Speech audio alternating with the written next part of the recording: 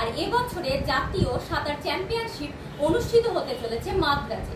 আর সমস্তটাই সম্ভব হবে বালিগঞ্জের সাঁতারের কোচ প্রণবেন্দুর জন্য। প্রথম দিন থেকেই কনিকে ঘিরে চলবে জল্পনা কল্পনা, তাকে নানাভাবে অবমাননা করা হবে, অপমান করা হবে।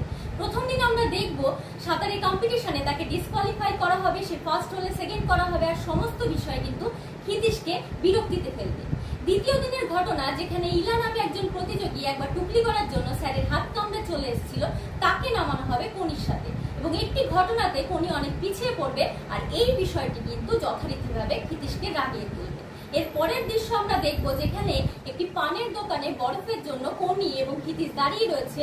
কনির মাথা ফুলে গেছে, ক্ষিতীশের মুখ দিয়ে রক্ত পড়ছে, তার পকেট ছিঁড়ে গেছে। পিছন থেকে গাড়ি থেকে নামবে হিয়ার বাবা এবং কনিকে উদ্দেশ্য করে বলবে, তোমার শেষ মুহূর্তটি আমরা সারা জীবন মনে রাখবো। আর এই আজকের ঘটনার জন্য আমরা